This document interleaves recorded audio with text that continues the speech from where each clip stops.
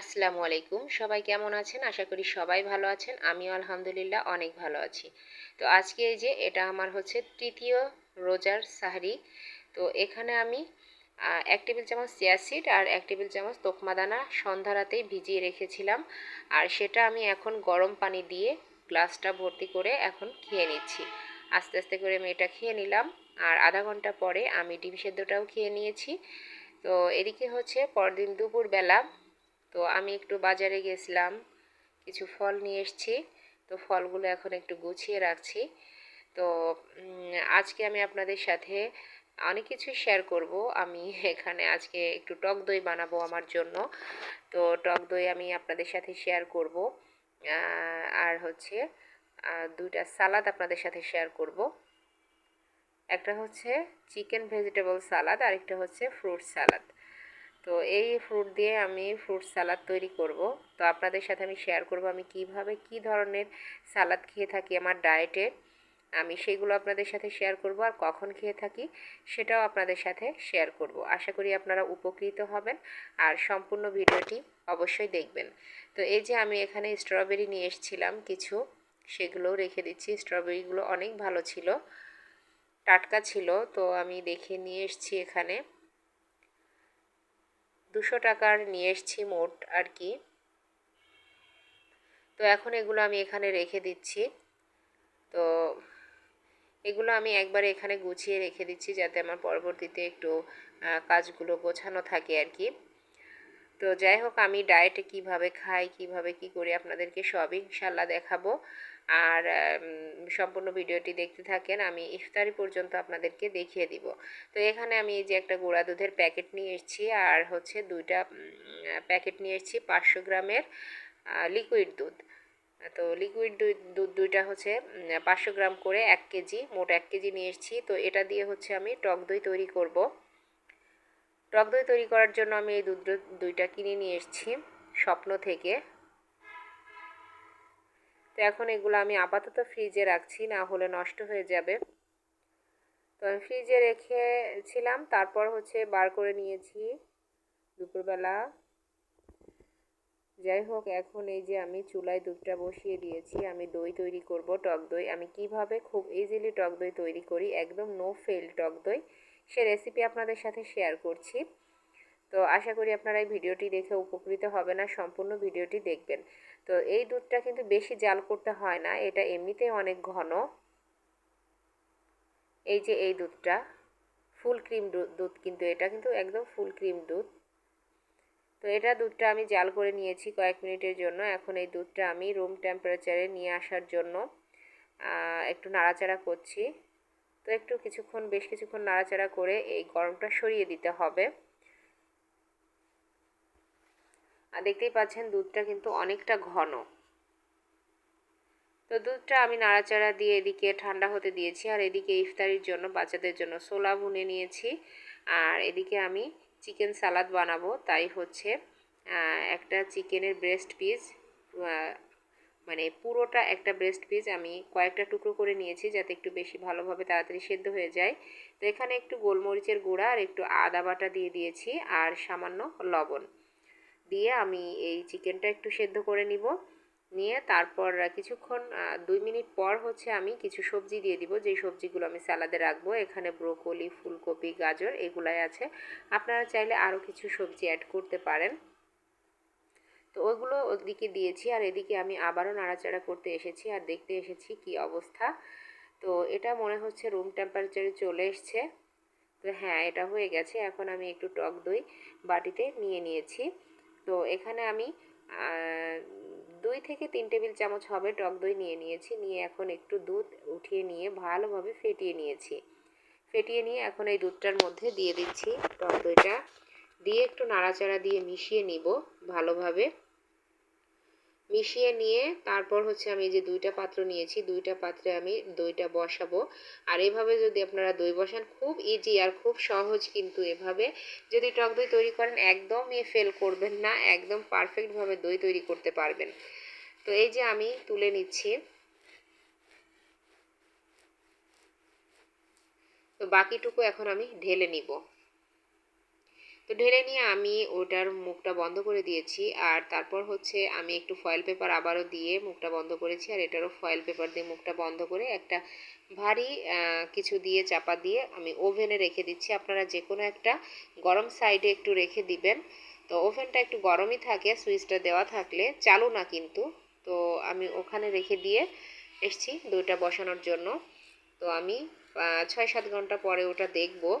তো এদিকে আমার চিকেনটা সেদ্ধ হয়ে গেছে। তো আমি চিকেনগুলো তুলে নিচ্ছি এক এক করে। তো আশা করি আমি যে রেসিপিগুলো আপনাদের সাথে আজকে শেয়ার করছি এগুলো কিন্তু সবই হচ্ছে আমার ডায়েট রেসিপি। আর এগুলো যদি আপনি ফলো করে এই রেসিপিগুলো ফলো করেন তাহলে কিন্তু আপনি 100% ওজন কমাতে পারবেনই পারবেন। আর এটা কিন্তু খুবই হেলদি হয়, এটা ফ্যামিলির সবাই খাওয়া যায়, আমরা কিন্তু সবাই খাবো এটা। আমি আমার বাচ্চারা আমরা 3জন মিলেই কিন্তু এই খাবারটা খাবো। আমি আমার একার জন্য বানাচ্ছি না, ওদের জন্যও বানাচ্ছি। তো এখন চিকেনগুলো আমি একটু টুকরো টুকরো করে কেটে নিচ্ছি। গরমের জন্য আমি ধরতে পারছিলাম না, তাই একটা চামচের সাহায্যে আর ছুরির সাহায্যে কেটে নিচ্ছি। তো চিকেনগুলো আমার প্রায় কাটা শেষ।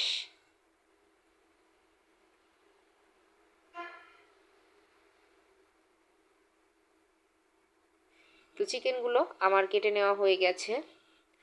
এখন এই যে এই চিকেনগুলো দিয়ে আমি সবজিগুলো এখন একটু ভেজে নিব। তো আমি চুলায় চলে যাচ্ছি। আর আপনারা দেখবেন আমি কিভাবে ভেজে নিই। আমি কিন্তু এখানে বেশি তেল আমি কিন্তু অনেক ক্যালোরি এখানে ব্যবহার করি না কোনো কিছুই। দেখতেই পেলেন এখানে আমি সামান্য 1 চা চামচের মতো সরিষার তেল দিয়ে দিয়েছি। দিয়েই সেটার মধ্যে আমি চিকেনগুলো দিয়ে দিয়েছি, আর 1 চা চামচের মতো মরিচের গুঁড়া, গোলমরিচের গুঁড়া দিয়ে দিয়েছি একটু ফ্লেভারের জন্য। আর দিয়ে দিব হালকা একটু সামান্য লবণ। লবণটা যেহেতু আমরা সেদ্ধ করার সময় দিয়েছি তাই এখন লবণটা কিন্তু বুঝে দিতে হবে, বেশি দেওয়া যাবে না। তো আমি একটু হালকা আছে এটা ভেজে নিব নেড়ে চেড়ে কিছুক্ষণ। তো চিকেনটা আমার ভাজা হয়ে গেছে, আমি চিকেনগুলো এখন তুলে নিচ্ছি। তো আপনাদের কাছে আমার রিকোয়েস্ট থাকবে অবশ্যই আমার চ্যানেলটি সাবস্ক্রাইব করবেন, পাশে থাকা বেল বাটনটি ক্লিক করে দিবেন যাতে আমার পরবর্তী ভিডিওগুলি নোটিফিকেশন সাথে সাথে আপনাদের কাছে পৌঁছে যায়। আর অবশ্যই আমার ভিডিওগুলো দেখবেন, আর অবশ্যই একটা লাইক দিবেন, কমেন্ট করবেন এবং শেয়ার করবেন। তো এই যে বাকি যে সবজিগুলো ছিল আমি সেদ্ধ করে তুলে রেখেছিলাম ওগুলো একটু দিয়ে দিলাম সেই একই কড়াইয়ে। দিয়ে আমি এখানে ওপর থেকে একটু সামান্য গোলমরিচের গুঁড়া, একটু সামান্য লবণ, আর হচ্ছে একটু সরিষার তেল। আর দেখতেই পাবেন আপনারা, এই দেখলেন তো আমি কতটুকু সরিষার তেল দিয়েছি, একদম কয়েক ফোঁটা, হাতে গোনা 2-3 ফোঁটা আমি সরিষার তেল দিয়ে দিয়েছি। আমি কিন্তু এখানে বেশি কিছু ব্যবহার করিনি, বেশি সরিষার তেল কিংবা যে কোনো তেল। তেল কিন্তু আমাদের অনেক ফ্যাট তেলের, এই জন্য যে তেলই হোক বেশি কিন্তু খাওয়া যাবে না, এটা পরিমাপ বুঝেই খেতে হবে। সারা দিনের মধ্যে আপনি 1 থেকে 2 চামচ তেল খেতে পারেন, তার বেশি না। তো আমি সবজিগুলো ভাজা হয়ে গেছে, আমি সবজিগুলোও তুলে নিচ্ছি। আর খুব ইজিলি এই রেসিপিগুলা, যেহেতু আমি এগুলো রেগুলার খাই, রেগুলার বলতে প্রায়ই খাই, তো এগুলো আমি খুব সহজভাবেই তৈরি করে নেওয়ার চেষ্টা করি। এটা আমি নিজে থেকেই, আমার নিজের মন থেকে এগুলো আমি এভাবে তৈরি করি। তবে এগুলো আসলে খুব পুষ্টিকর হয়, খুবই হেলদি হয়। তো এখন আমি সবগুলো সবজি এবং চিকেন একসাথে মিশিয়ে নিচ্ছি।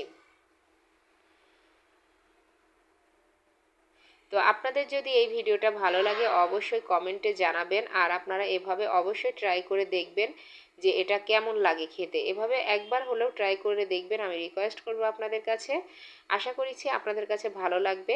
আর অবশ্যই আমার ভিডিওতে একটা লাইক দিবেন, কমেন্ট করবেন এবং বেশি বেশি শেয়ার করে দিবেন। তো এই যে আমার সালাদটা রেডি হয়ে গেছে। তো এইটা কিন্তু আমরা 3জন খাবো, এটা হচ্ছে আমার বাচ্চা, আমার 2 বাচ্চা, আমরা 3জন খাবো। এটা আমার একার জন্য করি নাই, একার জন্য করলে কিন্তু অনেকটা হয়ে যাবে। তো আমি 3জনের জন্য এটা করেছি। আর একার জন্য কি, এটা যদি আপনি এমনিতে লাঞ্চে খান সেক্ষেত্রে কিন্তু আপনি এই পুরোটা খেতে পারবেন। আমি যেহেতু এটা ইফতারে খাবো, তো ইফতারে তো আমি আরও কিছু খাবো, এখানে আমি ফ্রুট সালাদ বানাচ্ছি, সেটা খাবো, খেজুর খাবো, ওই সালাদটা খাবো। এই জন্য হচ্ছে আমরা তিনজনের জন্য বানিয়ে নিয়েছি। আর যদি আপনি লাঞ্চে খান শুধু ওটা এমনি সময়ে রোজা বাদে, তাহলে কিন্তু সম্পূর্ণটাই আপনি খেতে পারবেন। ওটা আপনার পুরোটাই লাগবে, এটা আপনার শরীরের জন্য পুরোটাই লাগবে। যেহেতু এখানে আমি অন্য একটা সালাদ খাবো, তাই আমি ওখানে সম্পূর্ণটা খাবো না। তো আমি ফ্রুট সালাদে যে বানিয়ে নিচ্ছি, আমি ফ্রুট সালাদটাও কিভাবে একদম ইজিলি হেলদিভাবে বানিয়ে নিই সে রেসিপিটাও আপনাদের সাথে শেয়ার করছি। তো এই যে আমি ফ্রুটসগুলো কেটে নিচ্ছি, তো আমার কাছে যে ফ্রুটসগুলো ছিল আমি সেগুলো দিয়েই বানাচ্ছি। আপনারা চাইলে আরও কিছু ফ্রুটস অ্যাড করতে পারেন, কোনো সমস্যা নেই। তো এখন আমি স্ট্রবেরিগুলো কেটে নিব টুকরো টুকরো করে। আর আপনাদের কাছে আমি দোয়া প্রার্থনা করছি, আশা করছি সবাই আমার জন্য দোয়া করবেন, আমার পাশে থাকবেন, আমার চ্যানেলটি সাবস্ক্রাইব করবেন, আমার ভিডিওগুলোতে বেশি বেশি লাইক দিবেন, কমেন্ট করবেন এবং শেয়ার করবেন। আপনারা পাশে না থাকলে কিন্তু কোনোভাবেই আমি আমার চ্যানেলটি গ্রো করতে পারবো না। আমার চ্যানেলটি গ্রো করতে হলে কিন্তু অবশ্যই আপনাদের সহায়তা প্রয়োজন। তো এই যে আমার ফলগুলো কেটে নেওয়া হয়ে গেছে, এখন আমি এই অরেঞ্জের খোসাগুলো একটু ছাড়িয়ে নিচ্ছি। খোসাগুলো বলছি, কোয়াগুলো, খোসা তো আগেই ছাড়িয়ে নিয়েছিলাম। তো এদিকে আমার মেয়ে শরবত বানিয়ে নিচ্ছে ওদের দুই ভাই বোনের জন্য, ওরা শরবত বানিয়ে নিচ্ছে। আমি তো ওটা খাবো না, আমি খাবো হচ্ছে আমার হেলদি ড্রিঙ্কসগুলো।